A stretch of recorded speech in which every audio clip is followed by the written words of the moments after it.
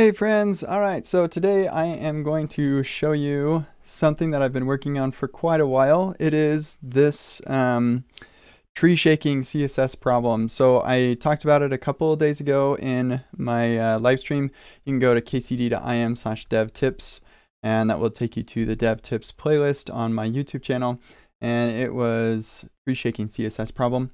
I describe what the problem is, and this is the repo where I was having that problem, talking about the issues that I was having. And some people gave me some ideas, but none of them really worked. So my solution was to create a Babel plugin that would convert these kinds of imports into multiple imports, specifically like importing specific packages. So PP React combines several packages, and I wanted to have a Babel plugin that would change imports for any of those packages to like an import for the specific package itself. So button comes from PP React buttons, and table comes from PP React tables. And so that was the idea, is if we import only the specific package, then we'll only get the CSS that we want. So if you want to get a better understanding of what the problem is, then look at this video. But this is my solution. So I actually, I started building this Babel plugin, but it turns out that there's a generic solution to this problem, Babel plugin import. And it works pretty darn well. Does pretty much the same thing, allows you to change what the import, or like where the import is coming from. And it's fairly configurable. It was not the easiest thing to do or to use, but I figured it out and I thought I would share that with you. So here's the PP React project. I totally forgot to change my settings for live streaming, so let me turn that on really quick. There we go. I should be able to see it a little bit more clearly. So here, this is a learner project. PP React is the main package that exports everything else. And we've got buttons, colors, icons, text. We're going to have a lot more things. So right now, this is not all that useful, but as we add more, it will be a lot more useful. So major dropped frames here. Sorry, I'm using my work computer for this. But it's not actually doing the live stream, so I don't know why you'd get dropped frames. Yeah, I don't know. I'm sorry. Not sure what I can do to fix that, so hopefully it's not so bad. Wow, really? A lot of people are complaining about dropped frames. Let me just check this out. I might want to redo this entirely.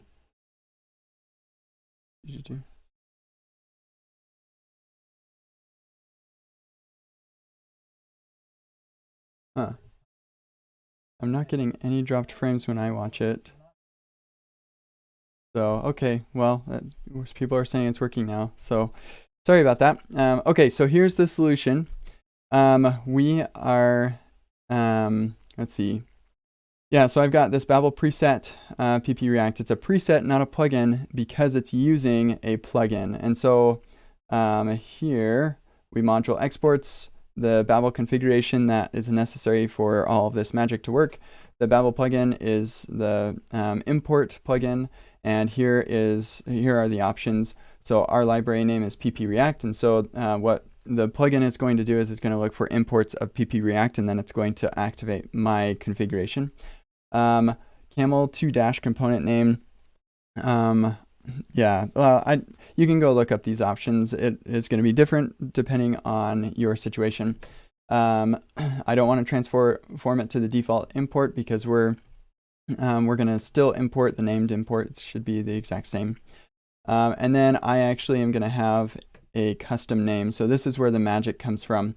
And this is actually not too complicated, but the custom name refers to what the actual import should be. So it's going to convert it from this import of PP React into the PP React / buttons or whatever.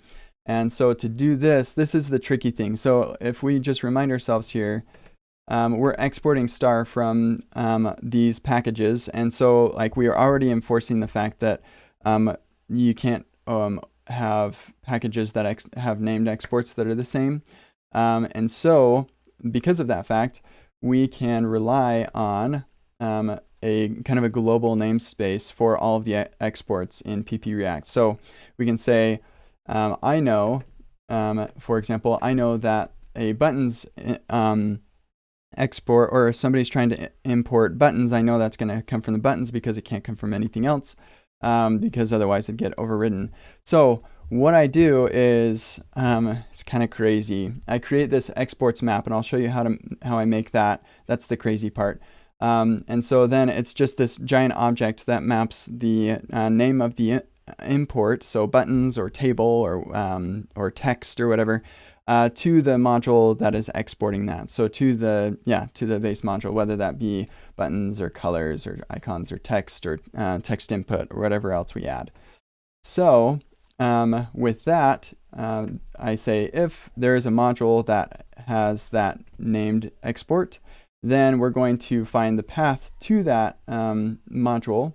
Maybe I should do this little calculation earlier because I could totally do that.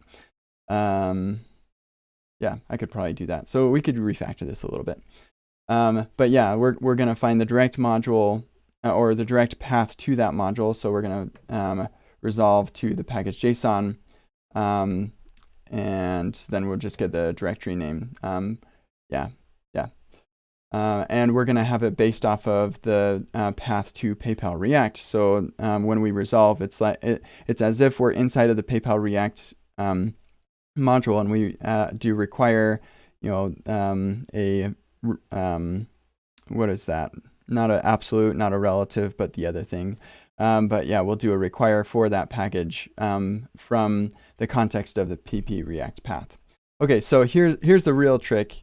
And if we don't find anything, if there's no export, then we're just going to say the export of that name is not an export of any PP React package. So here's the real trick where we get the exports map. This one's kind of interesting. So we get our PP React path by just resolving PP React in the current working directory. So let's find where PP React is, because things are going to be relative to that. We're going to get the package. We'll find all the dependencies that PP React has. So we'll go right here, all of these dependencies, and then we filter out for just the ones that are at PP React. So all the ones that start with at PP React, and those are the dependencies that people can import specific exports from. Now, one of the real challenges to all of this is if I want to find out all the exports, basically there are two ways I could do this. I could do a static analysis, and I would have to start here, and I would say, okay, we're exporting all the things from here. So let me go to that module, I'll parse it, and do static analysis again to determine what exports are coming from that and that and that. And then it gets even more complicated if buttons exports things from another module. So then I got to dive into that. So to drastically simplify things and get me all the way there, I can just import this file, require this file, and see what module.exports is for this file, right? But the problem with that is buttons imports some CSS, and while we can do that with Webpack, we can't do that in Node unless you do this weird thing that I did. So here I have this require.extensions, which is totally deprecated, but it still exists, it still works all the way up through Node 10 and 11, I think, hopefully. But yeah, so basically I just say require extensions.css. So anytime we run into a file that ends in .css, that has the extension .css, this is the function that's responsible for loading that module, and it does nothing. And so when we run, if we didn't do that, then Node would run into this and be like, I don't know how to handle this module. It's not JavaScript. And so instead, we say, hey, when you run into this module, just run this function, and I'll return what that module should be. We return nothing, and Node is like, yeah, okay, you're not even using that module anyway, so I don't care. And so we set that up, and then we clean ourselves up after, just in case. I don't know. I can't even imagine why we would need to clean it up, but it's always good to clean up when you do hacks like this. So then, now that I can require CSS files, what I do is I take all of those dependencies. So these are just the names of the modules, pp_react/buttons or whatever, and I reduce them down into that exports map. So it's an object that maps all the exports to the module that exports it. So in here, we're going to get the path to the dependency, and then we'll require that. And for each of the keys on whatever's exported, we're going to add that to our map. And yeah, I'm pretty sure if I put path to dep right here instead, I wouldn't have to do all of this stuff, and I could just simply do this. Whoops. So I'm going to investigate that after we're done, because I got to get going here in a second. So anyway, at the end of the day, what happens is when you have an application at PayPal that is using pp_react and this Babel plugin, you wind up with a build that looks like this. So here, I'll show you this is a really bad example, and I've got TypeScript problems right now, but we're importing the text package from pp_react. And so without this plugin, we would get all of the CSS that all of the modules that are included in pp_react are including, but we're only actually using the CSS that's needed for the text module. But we're also doing a lazy import of the button. And so we should be able to get the stuff that's from the button, but it should be lazily loaded, right? And so it should be in a different chunk, just like our JavaScript is loaded in a different chunk. So that's exactly what's happening with this build, because we have this all set up this way. This is actually going to get transformed into import text from @pp_react text. And now we're only importing the CSS that's needed for the text module. And then we do the same thing in our lazy button, is we change that to @pp_react/buttons. And now we're only importing the stuff for the buttons. So the end result, this is the magic moment, is we get our main CSS that has our vx_text CSS here for all the sizes and whatever. And then in our one.css, this is a code split, we're going to get our vx.button. And so we can actually, like if you go to a PayPal site right now and look at the coverage number, like in your Chrome DevTools, you can just search around for code coverage, and it'll show you how much of the code, the JavaScript and the CSS is actually being used or has run on the page. So for JavaScript, it's how much of it has run. For CSS, it's how much of it is being applied. And on any PayPal project that I looked at, we had 90%, even after clicking around and opening modals and all that stuff, we had 90%, 80 to 90% of CSS that was totally unused. And it was in large part because we have this really big CSS framework that everybody just includes everything because they don't want to pick and choose. They don't know what they need, right? I don't blame them. I did it and I still do it. I wouldn't recommend doing anything else because it's chaos over there on CSS land. So by doing things this way, we can actually only include the stuff that we actually need. And so I'm hoping that the CSS coverage levels get closer to even like after you've clicked on everything, or even before, our coverage levels get somewhere closer to like 80% used and only 20% unused, or something like that. So that's the goal, and I'm really, really excited about this. One other cool thing that I'll just show you really quick is because all of the apps at PayPal are using PayPal scripts now, or all new apps, and lots of apps are migrating to it, they'll get this for free. So if they have the plugin in their node modules, so here, let me just look for, where's PayPal scripts? PayPal scripts.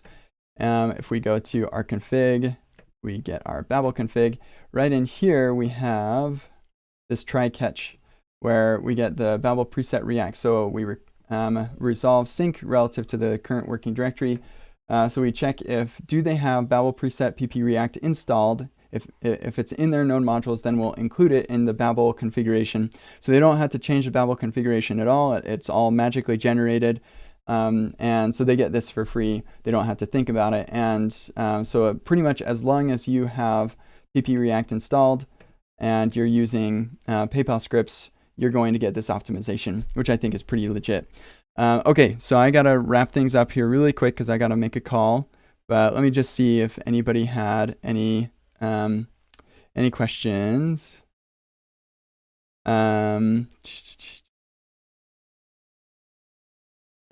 Okay, lots of people making like 8-year-old jokes here about PP React. It is an unfortunate abbreviation. It's PayPal scripts. Some people said it should be PP scripts, and I thought that was funny, but I didn't like PayPal React. I don't know. Silly. Never seen a TSK file before. I don't know what that means. TSX maybe? That's TypeScript. Okay, that's going to be it for me. I hope this was interesting and helpful. And yeah, I will see you all later. Peace.